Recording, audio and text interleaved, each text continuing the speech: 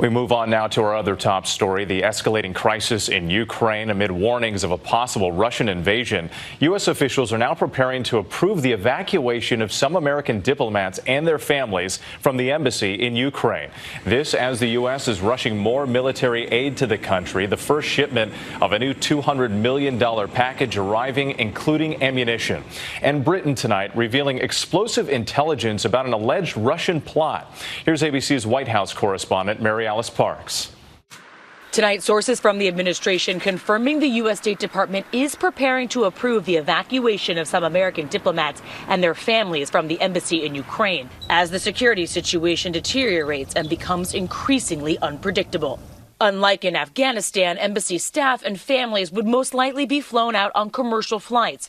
Other Americans have already been advised not to travel to Ukraine, and those in the country will be warned this week to depart.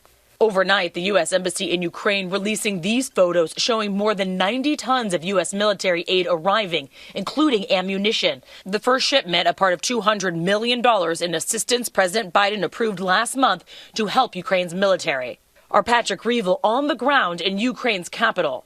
The U.S. is now rushing more military assistance to Ukraine, something that it used to be extremely cautious about doing. Besides its own deliveries, it's even allowing Lithuania to send American-made Stinger missiles here. This is exactly the type of assistance that the Kremlin is calling a red line. Tonight, the British government going public with this startling accusation, claiming they have intelligence the Russian government is, quote, looking to install a pro-Russian leader in Kiev as it considers whether to invade and occupy Ukraine. While they did not provide details, the British listed several names of former Ukrainian officials they claim are linked to Russian intelligence officers. The White House saying this kind of plotting is deeply concerning. After meetings in Geneva this week, both U.S. and Russian diplomats agreed to keep talking, which could be a good sign the temperature has lowered a bit. But this week, Russia also made a point of showing the world it was sending more troops to areas north of Ukraine, too, putting out this video of jets taking off for neighboring Belarus and soldiers training to Ukraine's east. The Ukrainian people are determined. They are ready to fight. It's only gotten worse with all three borders, now with the Russians going into Belarus, so it's now also on their northern border.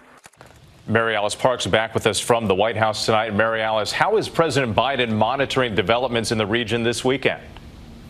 With the president is not here, he's up at Camp David. The White House says he's meeting with members of his national security team, some with him in person there, others joining virtually. And the State Department said that Secretary Blinken this weekend is also continuing conversations with allies about the situation. Whit. All right, Mary Alice, with those major developments, thank you. Hi, everyone. George Stephanopoulos here. Thanks for checking out the ABC News YouTube channel. If you'd like to get more videos, show highlights, and watch live event coverage, click on the right over here to subscribe to our channel. And don't forget to download the ABC News app for breaking news alerts. Thanks for watching.